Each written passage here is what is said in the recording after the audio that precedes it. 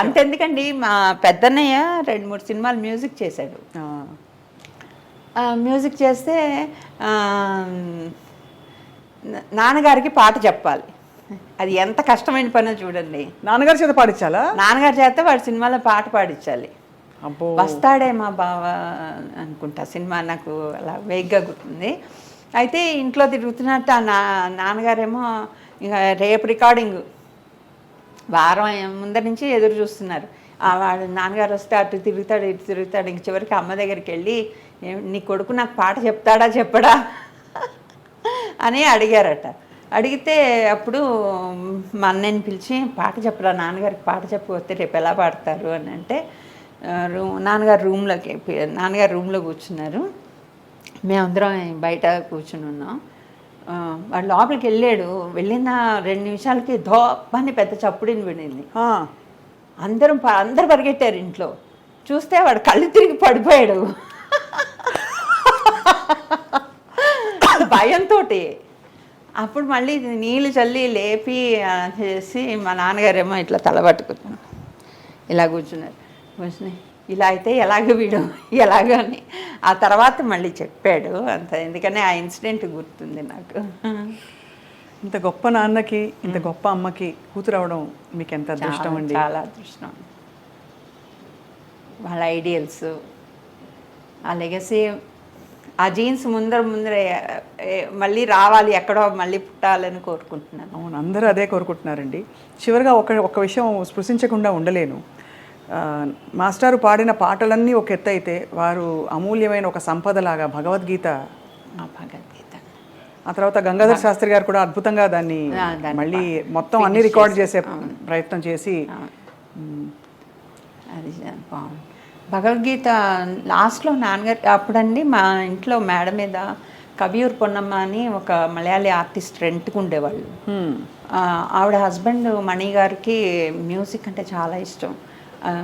లతా మంగేష్కర్ గారు అప్పటికే భగవద్గీత చేశారు. పెద్దగా పెట్టేవాళ్ళు, పొద్దున్నే 6 గంటలకు పెట్టేవాళ్ళు ఆయన. అది విని అనుకున్నారో ఏమో తెలియదు, నాకు భగవద్గీత చేయాలి అని వచ్చేసింది ఆయనకి. వచ్చేస్తే అప్పుడు దాని మీద వర్క్ చేయడం మొదలెట్టారు. మాకు స్కూల్లో వచ్చి మోరల్ ఇన్స్ట్రక్షన్ క్లాస్ అని ఒకటి ఉండేది. దాంట్లో మాకు భగవద్గీత చెప్పేవాళ్ళు. పద్మనాభ స్వామి గారని మాకు సార్ అనమాట. ఆయన మాకు భగవద్గీత నేర్పించేవాళ్ళు. మేము ఇంట్లో కూడా చెప్తుంటే మమ్మల్ని పిలిచి అవి చదవమనేవాళ్ళు నాన్నగారు, ఎలా చెప్తున్నాము అని. అది విన్నారు. విని తర్వాత వాళ్ళ ఇంటికి వెళ్ళారు, మా సార్ ఇంటికి వెళ్ళి ఆయన దగ్గర మొత్తానికి భగవద్గీత కంప్లీట్ చేశారు. కానీ అది రిలీజ్ అయ్యే టైంకి నాన్నగారు లేరు. నాన్నగారు పోయిన 1 మంత్కో 2 మంత్స్కో రిలీజ్ చేశారనుకుంటా విజయవాడలో. అది లవకుశ. అబ్బో, అసలు సంగీత దర్శకత్వం మనం మాట్లాడనే లేదు. లవకుశ సినిమా నాకు, భగవద్గీత ఒక ఎత్తు అయితే లవకుశ సినిమానే ఒక ఎత్తు నాకు. అవును, ఎందుకంటే అది 58లో స్టార్ట్ చేసి 63లో రిలీజ్ చేశారట. 5 ఏళ్ళు.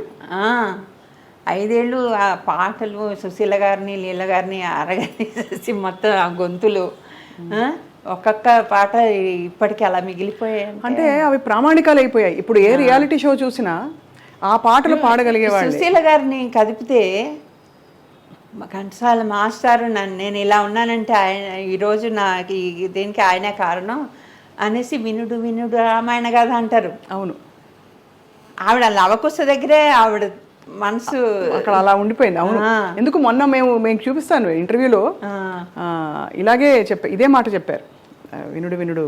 నాకు దాంట్లో అంటే లిరిక్స్ అన్నీ కూడా రాసేయమంటే మొత్తం రాసేస్తాను నేను. అంటే making of VR by products of Lavakusa అంట. ఎందుకంటే మేకింగ్ ఆఫ్ లవకుశలోనే మేము పుట్టాం. అది ఆ పాటలు మా ఇంట్లో నేను, రామారావు గారి ఇంట్లో బాలకృష్ణ, మేమందరం అప్పుడు పుట్టిన వాళ్ళమే. ఆయన చూస్తే ఒకవేళ చెప్తాను ఆయనకి కూడా, you are also by product of లవకుశలో రాముడి క్యారెక్టర్లో ఆయన ఒదిగిపోయి అందులోంచి ఉద్భవించిన బాలకృష్ణ. ఆయన డైలాగ్స్, ఆయన బాలకృష్ణ డైలాగ్స్ అవన్నీ చెప్తుంటే ఇదంతా లవకుశ నుంచి వచ్చింది అనుకుంటూ ఉంటాను. రామారావు గారు చాలా ఆత్మీయంగా, ఏఎన్ఆర్ గారు, ఎన్టీఆర్ గారు ఇద్దరు కూడా అంటే ఏఎన్ఆర్ గారు చాలా ముందరే ఇక్కడికి వచ్చేసారు హైదరాబాద్కి. రామారావు గారు అయితే అక్కడే ఉండేవాళ్ళు, క్లోజ్గా ఉండేవాళ్ళు. వాళ్ళ పిల్లలు మేమందరం కలిసి ఆడుకునే వాళ్ళం. పురంధేశ్వరి మేమందరం మా ఇంటికి మా ఎదురుకుండా యు విశ్వేశ్వరరావు గారని ఉండే, వాళ్ళ పిల్లలు శాంతి, మంజు. శాంతియే వీళ్ళ కోడలు అనుకుంటా, రామారావు గారి కోడలు. అయితే మా ఇంటి దగ్గర ప్లే గ్రౌండ్ ఉండేది, సోమసుందరం గ్రౌండ్ అని. అక్కడి నుంచి వాళ్ళు, ఇక్కడి నుంచి మేమందరం అక్కడికి వెళ్ళి ఆడుకునేవాళ్ళం. ఇన్ని జ్ఞాపకాలు తోడుతూ ఉంటే అన్నీ ఓకే. ఫైనలీ అన్ని సంగీత దర్శకత్వం వహించిన అన్ని సినిమాలలో, అన్ని పాటలలో మీకు చాలా హత్తుకున్న, మాస్టర్ స్టైల్లో మీకు హత్తుకున్న అంశం ఏమిటి? అలాగే మీకు ఎక్కువ ఇష్టమైన పాట? అన్నీ సిచ్యువేషనల్గా గుర్తొస్తాయండి నాకు. చాలా బాధలో ఉన్నానంటే ఓ పాట గుర్తొస్తుంది, అంటే నాన్నగారు ఓదారుస్తున్నట్టే ఉంటుంది. ఏదన్నా లైఫ్లో ఓడిపోతున్నాం అంటే జయమ్మ నిశ్చయమురా, చంకు పొంకు లేక ముందు సాగి పొమ్మురా అంటే అవును వెళ్ళిపోవాలి అంతే, ఇది ఇక్కడ ఆగిపోకూడదు. అలా ఉంటాయి, ఒక్కటి అని చెప్పలేను. ఈ సిచ్యువేషనల్గా గుర్తొస్తాయి పాటలు. ఆ తర్వాత రంగులు రాట్నం పాట అంటే నాకు అది ఆయన ఒకే ఒక పాట రాశారట ఆయన, భుజంగరాయ శర్మ గారు. వెంపటి గారికి ఆయనగా రాశారు ఆ పాట. ఆయన రాసిన పాట నాకు ఎంత ఇష్టమో. ఏ పాటది?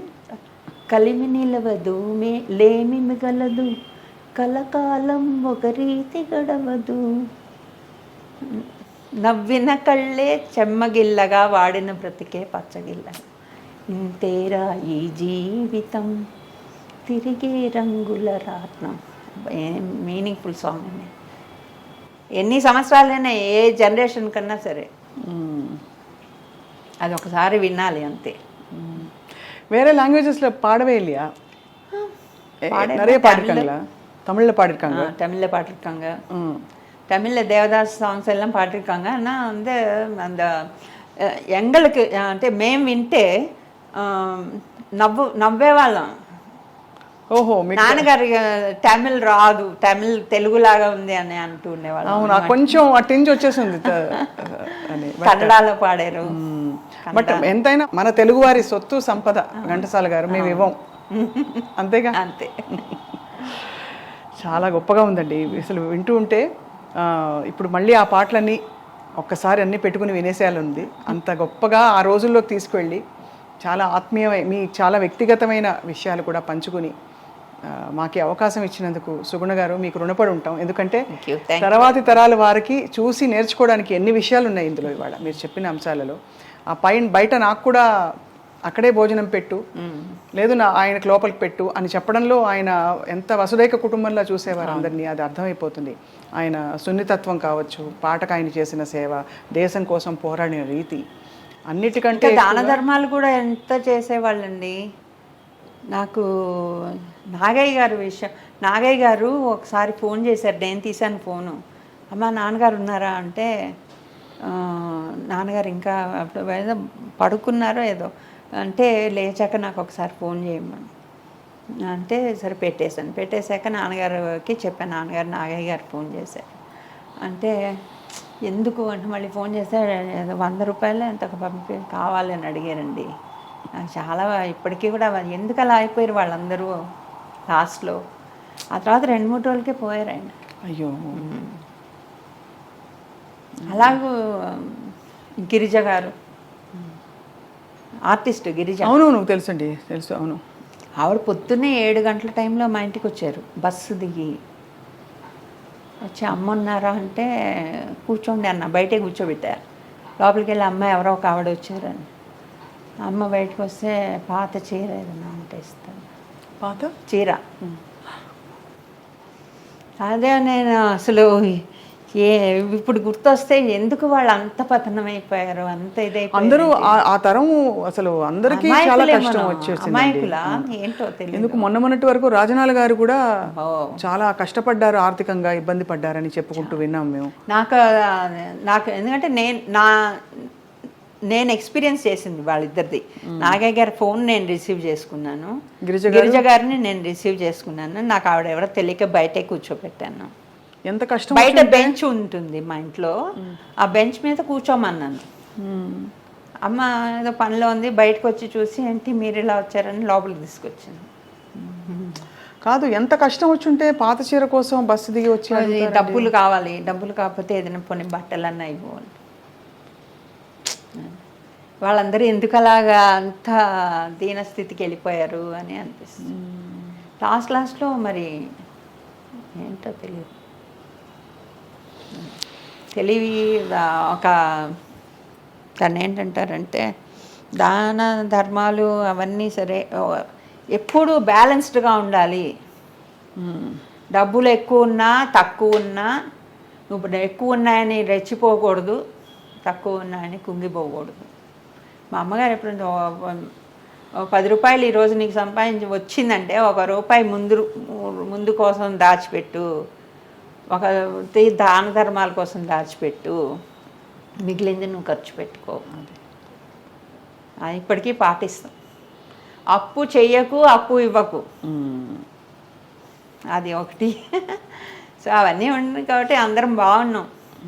మేము పిల్లలందరం కూడా వెల్ సెటిల్డ్.